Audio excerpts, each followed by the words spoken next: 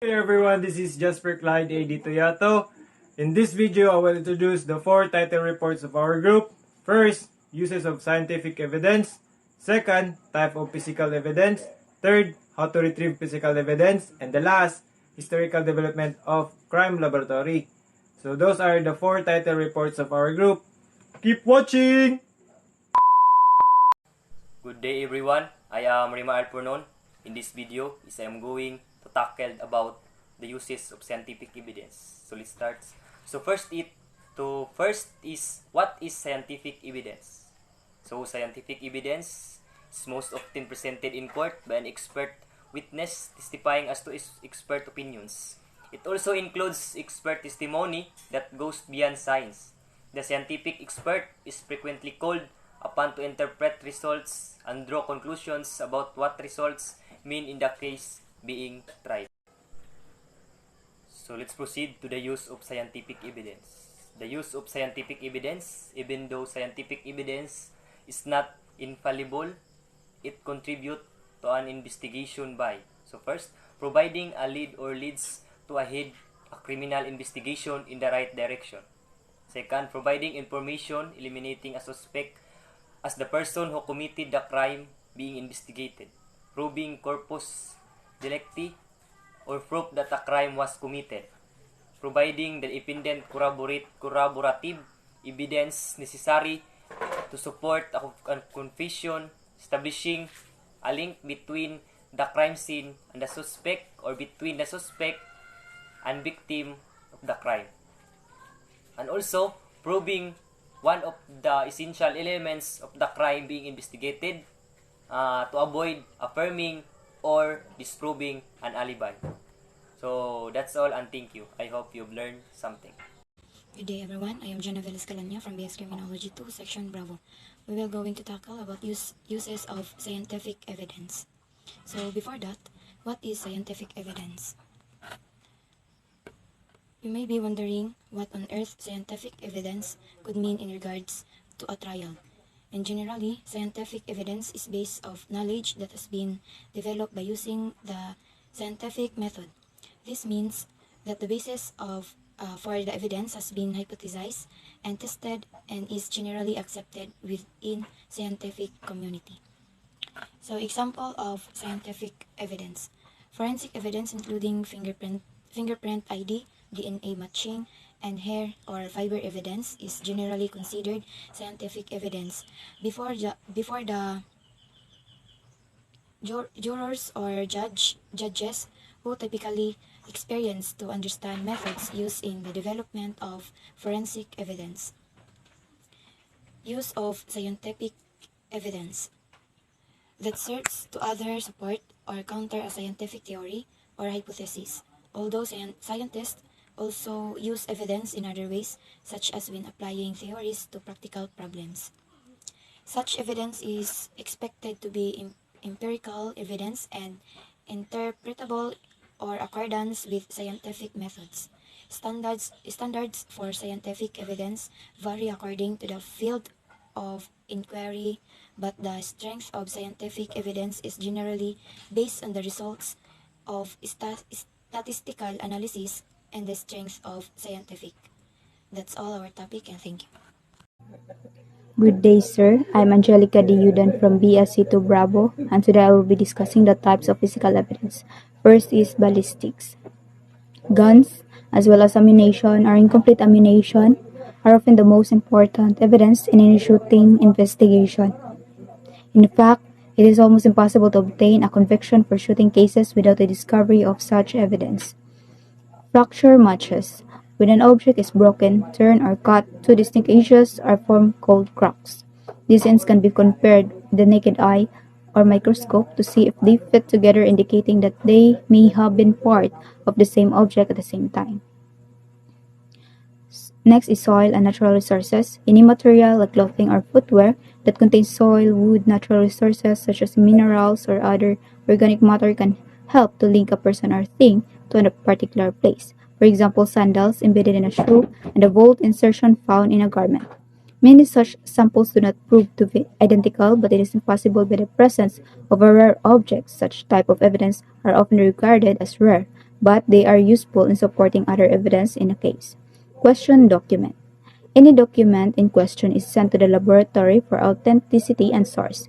These types of analysis are widely used for ransom notes, suicide notes, death threats, and fraud. When the typewriter were used, it was easy to compare the typewriter with the products they produce. With the advent of inkjets and laser printer, comparing printed text is almost impossible. What is physical evidence? So, physical evidence refers to any item that comes from a non-living origin, while biological evidence always originates from a living being. The most important kinds of physical evidence are fingerprints, tire marks, footprints, fibers, paint, and building materials. Biological evidence includes bloodstain and DNA. So there are four types of physical evidence. So the first one is real evidence. So physical evidence that is intimately linked to the case facts is called real evidence. The jury must examine such proof tangible. Common examples include guns, DNA, knives, blood samples, fingerprints, and other material artifacts. So the material must have been connected to the crime to qualify as a real evidence. Therefore, real evidence is arguably the most central piece in the trial as it proves or disproves your case. So due its importance, a lawyer must truly scrutinize physical evidence to ensure it is authentic, relevant, and material to the case. So this process is called laying the foundation. Your lawyer must demonstrate to the jury the object, chain, chain of custody, using witnesses. So the second one is testimonial statements. So testimonial statements are sometimes called testimonial hearsay. These types of evidence entails both verbal and non-verbal accounts that you may make in various formal settings. They must be verifiable. A famous example of out of court hearsay is the statement you may give to a police officer. Police officers tell you that anything you say can and will be used against you in court because your words serve as evidence. So in addition, if you speak to other government officials, such statement count as evidence.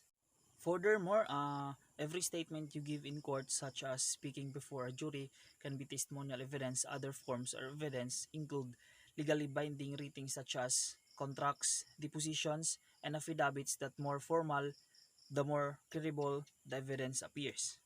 Casual statements given to family, friends, co-workers, or even strangers are not testimonial evidence.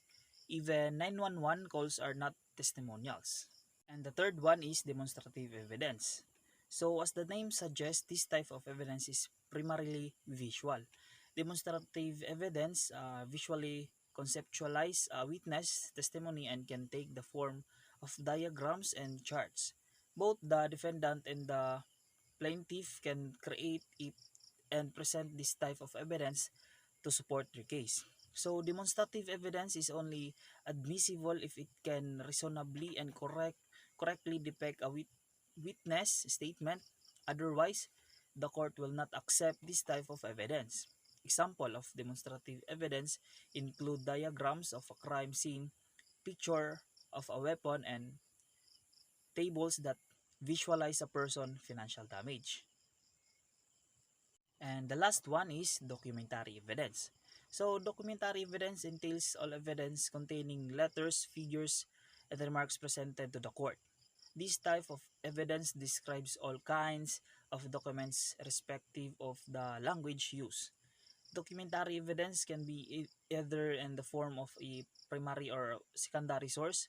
When an original document is given to the court for inspection, it constitutes primary evidence. On the other hand, an authenticated copy of an original copy serve as a secondary evidence. Secondary evidence also includes witness oral statements regarding the contents written in the primary documentary evidence. The court employs 6 measures to ensure the authenticity of both primary and secondary documentary sources. As a result, oral accounts about the contents of a particular document are thoroughly scrutinized to ensure that the information presented is accurate. Good day, sir. My name is Ken Jan Buawe. And I am John Vincent Sidawang, BS Criminology, second year student, Section Bravo. And now we're going to discuss how to retrieve physical evidences. How to retrieve physical evidences. What is physical evidence? Physical evidence is anything tangible, that is anything that can be touched or held that may have some relevance to the investigation. It could be a sample of earth from the banks of a polluted river. It might be a computer hard drive or the SIM card from a mobile phone. It could be cartridge cases found at the site of a mass grave or a fragment of a boat. If it is relevant to the issue being investigated, it is evidence. How important is physical evidence?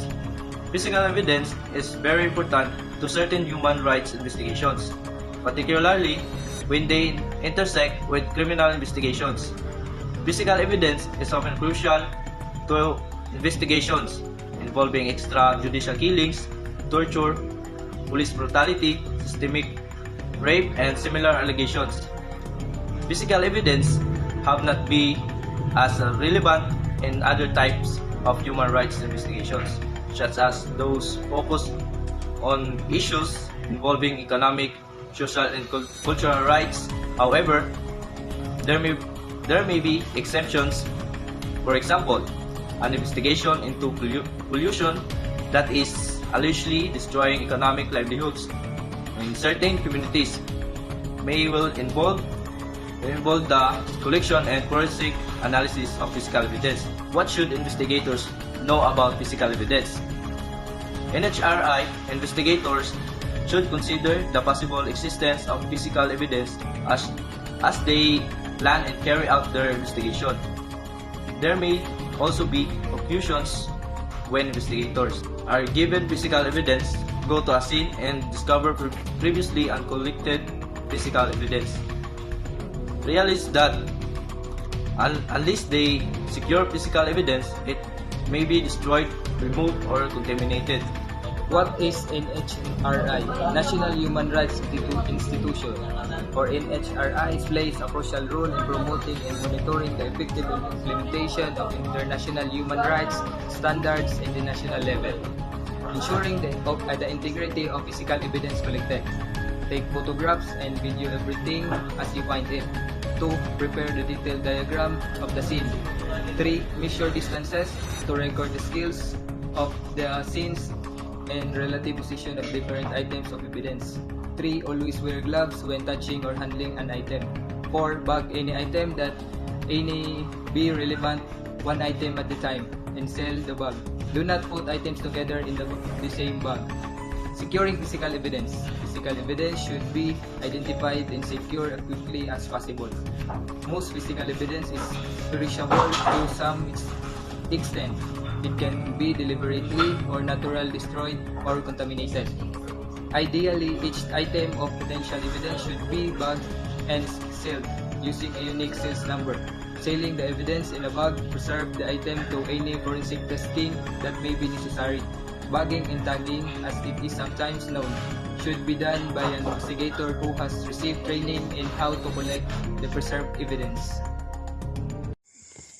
So, good day, sir. I'm Lemuel Domingo, and my topic is all about historical development of crime laboratory.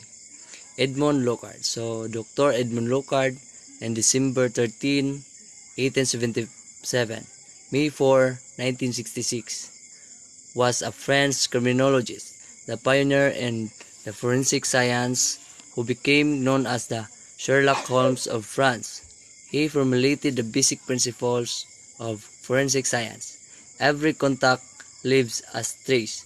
This became known as Locard Exchange Principle. Major Crimes Laboratories. FBI, Federal Bureau of Investigation, largest in the world. DEA, Drug Enforcement Agency. Department of Treasury. ATF, Bureau of Alcohol, Tobacco and Firearms. U.S. Postal Service. U.S. Fish and Wildlife Service. FBI, Criminological Laboratory, 1932. The FBI laboratory, first called the Criminological Laboratory, was established in 1932, largely due to G. Edgar Hoover's commitment to applying scientific principles to criminal investigation. September 1945, the National Bureau of Investigation, or NBI, was organized with the Division of Investigation as the nucleus. The Chemical Laboratory of Medico-Legal Section was expanded into a forensic chemistry division. The international development of crime laboratories has been influenced by several key events and trends. Here are some important milestones. Number 1, the International Association for Criminal Identification, or IACI, was founded in 1913 with the aim of promoting cooperation and the standardization in the field of criminal identification. The organization played a key role in the development of fingerprint analysis and other forensic techniques. Number 2, in 1947, the International Criminal Police Organization, or Interpol, was established with the aim of promoting cooperation and coordination between law enforcement agencies across national borders. Interpol has since played a key role in the exchange of information and expertise between crime laboratories. The establishment of European Network Forensic Science Institute, or ANFSI, in 1995 was another key milestone in international development of crime laboratories. ANFSI is a network of 36 forensic science institutes from across Europe, which work together to promote quality and standard in forensic science. The United Nations Office of Drugs and Crime, or UNODC, has also played an important role of promoting development crime laboratories around the world. 5. The development of new forensic techniques such as DNA analysis has had a major impact on international development of crime laboratories, the sharing of expertise and resources between crime laboratories. Today, the crime laboratories around the world continue and work together to promote the use of scientific techniques in criminal investigation to improve the quality and reliability to forensic evidence and to promote international cooperation and coordination in the fight against crime.